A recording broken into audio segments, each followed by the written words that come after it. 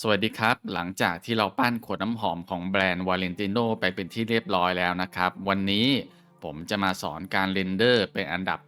ถัดไปนะครับโดยการเรนเดอร์ในวันนี้จะมีความพิเศษอยู่สักนิดหน่อยเพราะว่า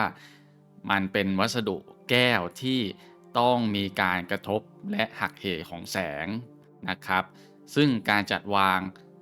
ไฟหรือว่าการจัดวางแบ็กกราวด์ต่างๆเนี่ยจะมีผลต่องานที่มาเป็นวัสดุประเภทนี้อย่างมากนะครับยังไงลองไปติดตามกันดูนะครับว่าผมจะสอนวิธีไหนบ้างนะครับ อย่างแรกที่ทุกคนต้องทำความเข้าใจก่อนนะครับในงานประเภทแก้วหรืองานประเภทโลหะที่มีการหักเหของแสงมันจะมีค่า IOR หรือย่อมาจาก Index of Refraction นะครับซึ่งมันจะแปลเป็นไทยได้ว่าค่าดัชนีการหักเหของแสงเราสามารถไปหาค่านี้ได้จาก Google นะครับเขาก็จะมีบอกว่าค่าตัวเนี้ยมัน ในวัสดุต่างๆ มันจะมีประมาณเท่าไหร่นะครับ ซึ่งค่าปกติที่ Blender กำหนดให้มาเนี่ยก็จะเป็นแก้วนะครับ ก็จะอยู่ที่ 1.45 นะครับถ้าผมจำไม่ผิด อันนี้เป็นค่า default ของมัน ถ้าเราเริ่มทำ texture หรือวัสดุต่างๆเนี่ยเราสามารถใช้ค่า IOR พวกนี้ลองเอามาใส่ดูได้ว่ามันจะเหมือนกับวัสดุจริงๆแค่ไหนนะครับ ก่อนที่เราจะเรนเดอร์งานประเภทแก้วที่ผมแนะนำเลยนะครับ Render Engine ต้องเป็น Cycles เท่านั้นนะครับเพราะว่าตัว EV มันจะจำลองการกระทบและการหักเหของแสงได้ไม่ดีเท่าตัว Cycles นะครับพวกค่าต่างๆก็สามารถเซตตามผมได้เลยนะครับลองดูอันนี้จะเป็นค่าแบบพื้นฐานมากๆไม่ได้มีอะไรซับซ้อนนะครับโอเค ต่อมาเราก็เข้ามาที่ใน Viewport Shading นะครับเปิดขึ้นมาอันนี้จะไม่มีอันนี้จะมีแสงจาก World ขึ้นมานิดหน่อยนะครับถ้าเราออกก็จะเป็นสีดำทั้งหมดนะครับโดยตัวนี้ผม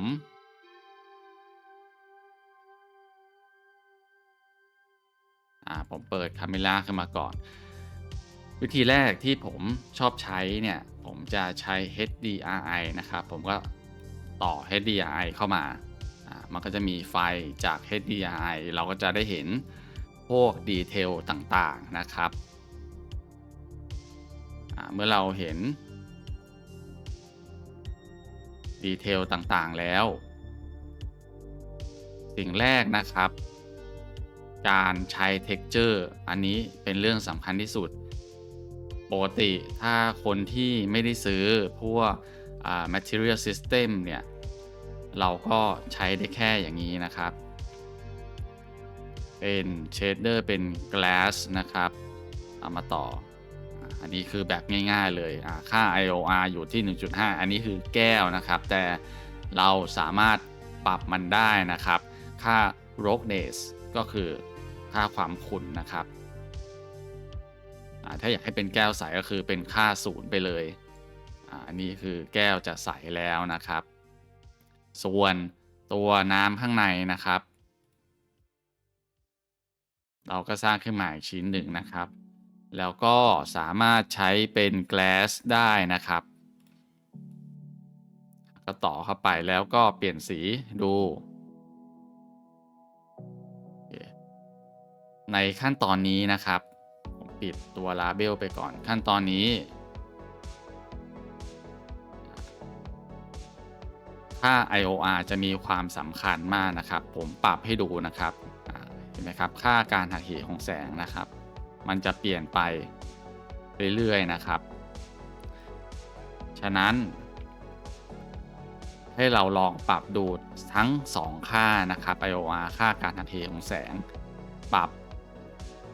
จนคิดว่าค่านี้ดีที่สุดในสภาพแสงที่เราจัดเอาไว้นะครับ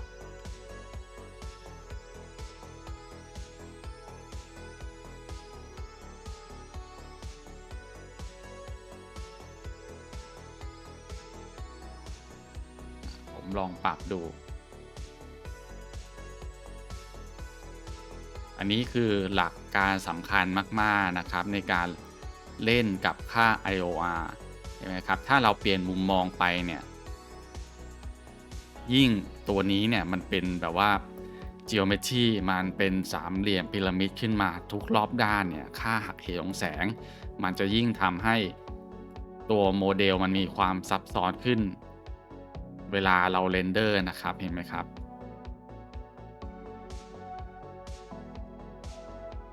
รวมไปถึง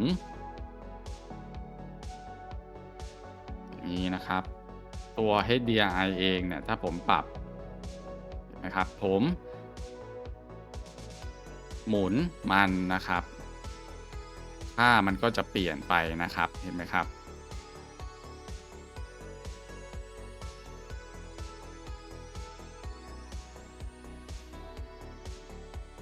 ค่ามันจะเปลี่ยนไปเรื่อยๆอันนี้คือสิ่งที่ผมบอกว่ามันแทบจะไม่มีสูตรตายตัวเลยนะครับไอ้ตัวเนี้ยเราต้องอาศัยประสบการณ์แล้วก็ในการพิจารณาว่ามุมนี้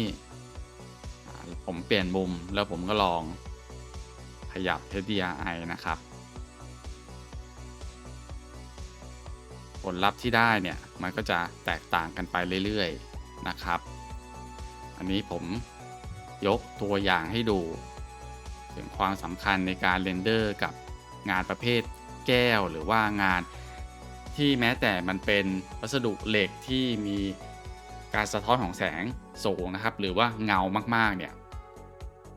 การจัดวางแสงก็จะมีผลมากนะครับตัวนี้เป็นแก้วเดี๋ยวผมเลือกให้ดูนะครับว่าแก้ว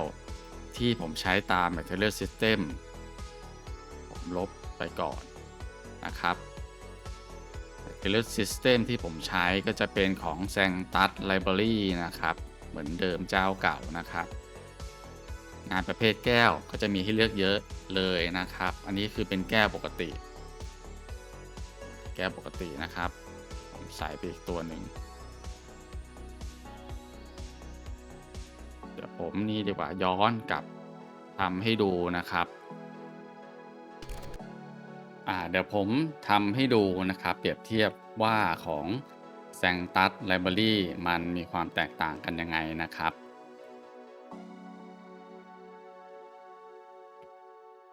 ก๊อปมาวางข้างๆนะครับแล้วก็ใช้เป็นหมวดแก้วกระจกนะครับใส่ลงไป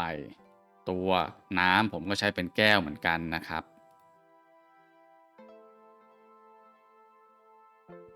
ผมจะก๊อปค่าสีของน้ำเข้ามาเห็นไหมครับชัดเจนนะครับตัวนี้แสงด้านในมันไม่ได้ส่องออกมาข้างนอกหมายถึงว่าแสงมันไม่ได้หักเหแล้วก็หักเหตัวสีน้ำสีแดงข้างในออกมาข้างนอกเหมือนกับอันนี้นะครับผมเปิดให้ดูอันนี้มันมีค่าการหักเหของแสงออกมาข้างนอกซึ่งมันจะเหมือนจริงกว่านะครับอย่างนี้นะครับอันนี้คือค่านี้นะครับจะสมจริงมากกว่าแต่ในบางกรณีถ้าเราไม่อยากได้เราก็แค่ใส่ค่าเป็น0นะครับตัวขวดก็เหมือนกันเราก็ใส่เป็น0แสงมันก็จะเหมือนกันแล้วนะครับ2อันนี้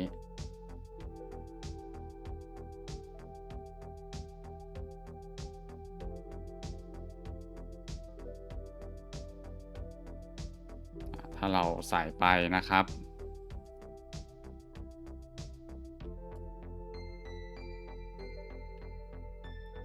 ถามว่ามันมีข้อดียังไงเมื่อเทียบกับ Material ที่เราทำเองอันดับแรกคือเราไม่ต้องเสียเวลาในการทำนะครับง่ายๆแล้วก็ผลลัพธ์นะครับนอกจากแก้วธรรมดามันก็จะมีเป็นแพทเทิร์นแบบอื่นอีกอย่างเช่นมันก็จะมีเป็น Fake Caustic ก็จะเป็นแบบนี้นะครับเวลาแสงหักเหในแก้วบางประเภทหรือว่าวัสดุอย่างเพชรพลอยอะไรพวกนี้มันจะมีเป็นสีลุ้งออกมาแบบนี้นะครับซึ่ง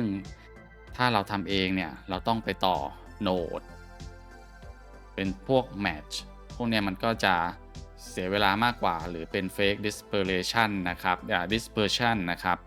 ก็จะเป็นแบบนี้มันจะมีอะไรให้เราเล่นมากกว่าอันนี้คือข้อดีหลักๆส่วนอื่นๆมันก็จะมีเป็น material อย่างนี้เป็น letters นะครับเราก็ซูมเข้ามาดูเห็นไหมครับมันจะมีเป็นแพทเทิร์นพวกนี้ให้เราได้เลือกใช้กันนะครับสรุปง่ายๆคือประหยัดเวลานั่นเองนะครับใจความสำคัญของการใช้ Material System ซึ่งแรกๆเนี่ยผมก็ทำมือเองเหมือนกันแต่ในตอนท้ายๆเนี่ยผมคิดว่ามันเสียเวลามากกว่านะครับแล้วก็ทำออกมาไม่ดีเท่าที่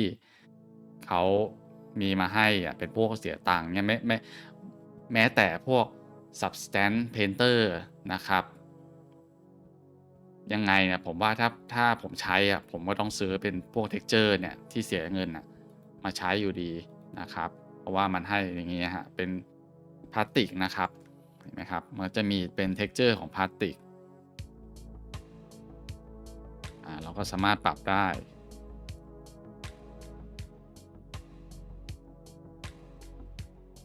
จะให้เป็นยังไงนะครับ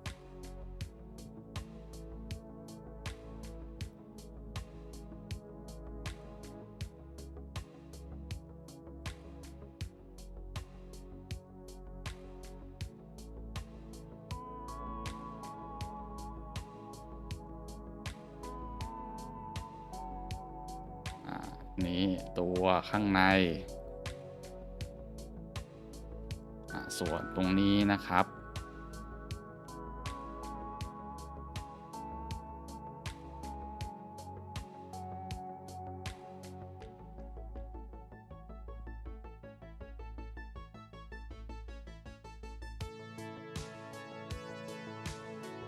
ผมใช้เป็นแบบนี้แล้วกันง่ายๆอันเนี้ยคือ Material System โอเคเราย้อนกลับมาที่การจัดแสงนะครับการจัดแสงนอกเหนือจากการใช้ HDRI นะครับในการจัดผมเคยมีสอนไปแล้วเป็นพื้นฐานนะครับการจัดแสงแบบ1ดวง2ดวงและ3ดวงทุกคนสามารถย้อนกลับไปดูได้แต่ในวิดีโอนี้ผมจะทำแบบรวดเร็วให้ดูแล้วกันนะครับผมใช้ของตัวนี้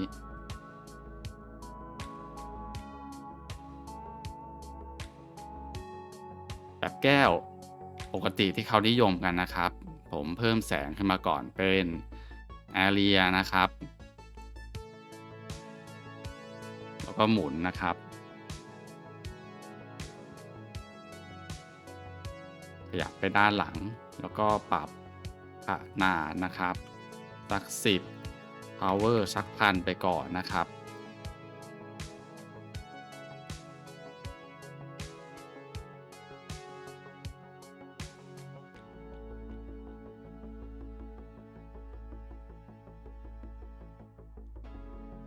เวลาเราเรนเดอร์นะครับเราสร้างเป็นคอลเลกชันแยกเอาไว้นะครับมันจะได้หาได้ง่ายนะครับอันนี้คือ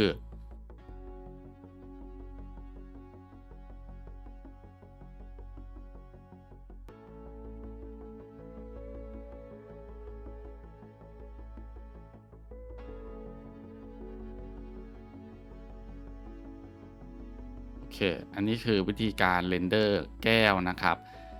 แบบเบสิกเลยเขาจะใช้พวก Area Light นะครับส่องไปทางด้านหลังเพื่อให้เกิดเป็นริมไลท์แล้วก็ตัวน้ำนะครับมันจะโปร่งใสแบบนี้นะครับมันจะดูสวยขึ้นค่า power ให้เราลองปรับนะครับ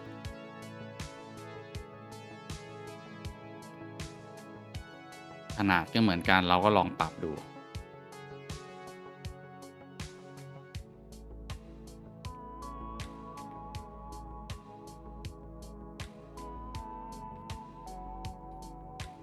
ป รับจนได้ค่าที่ต้องการนะครับผมลองปิดให้ดูนะครับเห็นไหมครับถ้าเราไม่ได้สาดไฟไปทางข้างหลังอ่าอันนี้เป็นการเพิ่มริมไลท์ข้างหลังด้วยนะครับตัวนี้มันจะทำให้สินค้าดูสวยงามมากยิ่งขึ้นนะครับแต่อย่างที่ผมบอกนะครับอันนี้เป็นแค่วิธีหนึ่งในการเรนเดอร์เท่านั้นการเรนเดอร์ขวดน้ำหอมมันก็มีหลากหลายประเภทมันไม่จำเป็นว่าเราต้องยึดหลักนี้เสมอนะครับบางครั้งเราอาจจะอันนี้ผมใช้เป็น Add-on Light Wrangler นะครับเดี๋ยวผมทำให้ดูบางครั้งผมอาจจะอย่างนี้เป็น HDRI นะครับ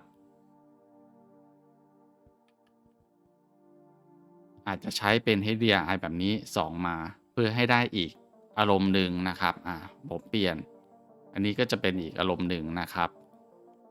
เห็นไหมครับอารมณ์ของงานที่ออกมาเนี่ยมันจะเปลี่ยนไปตามแหล่งกำเนิดแสงนะครับอันนี้ผมพูดถึงงานประเภทแก้วอยู่นะครับถ้าเป็นงานอื่นถึงเป็นแสงประเภทเดียวกันวัสดุอื่นเวลามันกระทบแสงเนี่ยมันก็จะแบบให้อารมณ์ที่แตกต่างกันโดยสิ้นเชิงนะครับอันนี้คือแหล่งกำเนิดแสงไลท์แรงเลอร์เนี่ยถ้าคนที่เรนเดอร์บ่อยๆเรนเดอร์พวกโปรดักต์นะครับผมแนะนำให้ซื้อมาใช้เพราะว่ามันมีข้อดีเยอะแล้วก็เราสามารถปรับค่าต่างๆอย่างเช่น Color Temp เนี่ยค่าพวกนี้เราปรับได้เลยเราไม่จำเป็นต้องมาต่อโหนดเองเพราะเขาต่อให้เรียบร้อยแล้วนะครับนอกเหนือจากนั้นยังมีโกโบให้เราเล่นด้วยนะครับโกโบสายโกโบก็เล่นได้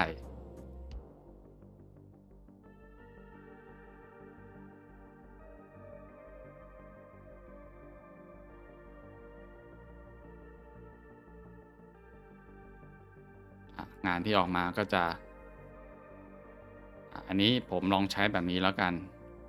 ถามว่าดูดีไหมมันไม่มีมันแล้วแต่คนมองนะครับในการจัดแสงของ Product Render พวกนี้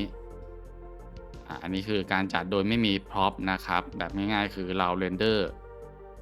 แบบนี้ไปเลยเราก็ทำการเพิ่มกล้องขึ้นมานะครับลากมาวางไว้ที่ Collection Render เสร็จให้เราปรับเป็น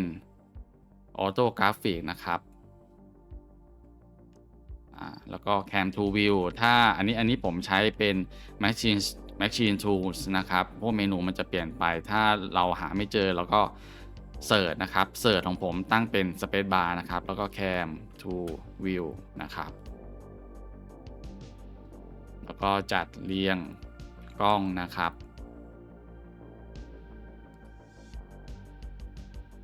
ตัวขนาดเราสามารถตั้งเป็นสี่เหลี่ยมจัตุรัสได้นะครับแล้วเราก็ปรับค่าซูมมันเข้าไปจัดวางนะครับอันนี้คือง่ายๆแล้วก็เรนเดอร์นะครับแล้วก็มาดูผลลัพธ์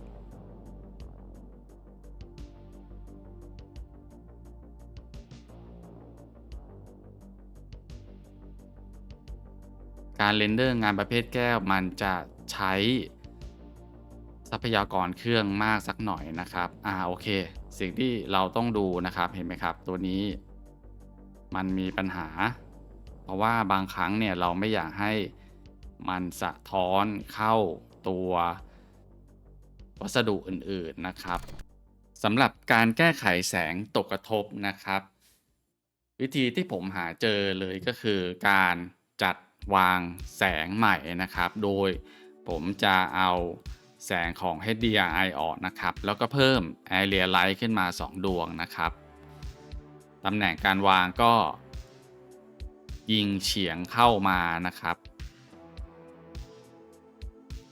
เป็นหลักการจัดแสงแบบไฟ3ดวงนะครับที่ผมเคยสอนไปแล้วแล้วมันจะมีคำถามนะครับทำไมถึงไม่ใช้ Light Linking นะครับ ตัว Light Linking เนี่ยมันไม่มีฟังก์ชันที่จะมาควบคุมแสงที่ตกกระทบนะครับสังเกตนะครับแสงที่ผมยิงเข้าข้างหลังมันตกกระทบเข้ามาในขวดแก้วและไปตกกระทบตัวน้ำที่อยู่ข้างในก่อนที่จะสะท้อนขึ้นไปบนข้างบนนี้นะครับเห็นไหมครับขนาดผมจัดวางแสงใหม่มันก็ยังมีแสงสีแดงเนี่ยตกกระทบขึ้นมาจู่ตรงคอฝาขวดอยู่นะครับแต่ว่ามันดีขึ้นกว่าเดิมนะครับอันนี้เห็นได้ชัดกว่านะครับเพราะว่าจุดยิงที่เรายิงแสงไปเนี่ยมันไปตกกระทบโดนอาจจะโดนตรงนี้แล้วก็เข้าตรงนี้ไปตรงๆนะครับมันก็เลยมีปัญหาเกิดขึ้นอันนี้ก็เป็นหลักการเดียวกับการถ่ายภาพจริงนะครับเป็นหลักการเดียวกันเลย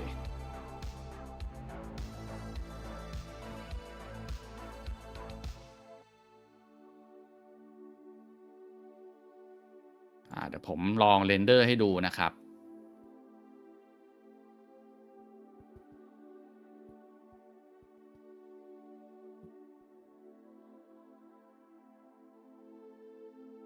นอกเหนือจากปัญหามันลดลงแล้วนะครับอารมณ์ของภาพก็เปลี่ยนไปด้วยนะครับอันเนี้ยคือการจัดแสงแบบไฟ3ดวงซึ่งเป็นขั้นพื้นฐานสุดๆในการเรนเดอร์งานโปรดักต์ทุกประเภทนะครับไม่ว่าจะเป็นเสื้อผ้าจะเป็นขวดน้ำอัดลมเป็นขวดแก้วเป็นรองเท้าเราสามารถใช้หลักการไฟ3ดวงได้นะครับอันนี้คือวิธีที่ง่ายมากๆเมื่อเราทราบแล้วว่าการเรนเดอร์ขวดแก้วเนี่ยมันมีวิธียังไงบ้างนะครับทุกท่านก็ลองเอาไปปรับใช้กับงานของตัวเองดูได้แล้วก็นอกเหนือกว่านี้นะครับเรายังสามารถลองเอาไปเรนเดอร์กับฉากหลังนะครับเพิ่มฉากหลังขึ้นมามันก็จะมีการเปลี่ยนแปลงทิศทางของแสงขึ้นไปอีกนะครับมันก็เป็นความท้าทายหนึ่งที่เราต้องแก้ไขโจทย์ให้ได้ว่าเราควรต้องยิงแสงจากทางไหนเข้ามามันถึงจะได้ผลลัพธ์ที่ออกมาดูดีที่สุดนะครับมันไม่เหมือนกับว่า1+1เป็น2นะครับในการถ่ายภาพหรือการเรนเดอร์เราดูจากสายตาดูว่างานเนี่ยมันออกมาอย่างที่เราต้องการไหมอารมณ์ของภาพมันได้อย่างที่เราต้องการไหมแล้วก็สิ่งสำคัญที่สุดนะครับที่จะทำให้งานออกมาดูคล้ายหรือว่าสมจริงหรือว่าเหมือนจริงมากที่สุดคือตัว Material นะครับถ้าเราใช้ Material ที่มีคุณภาพสูงงานที่เราเรนเดอร์ออกมามันก็จะดูเหมือนจริงมากยิ่งขึ้นนะครับวันนี้ผมก็ฝากไว้เท่านี้นะครับสวัสดีครับ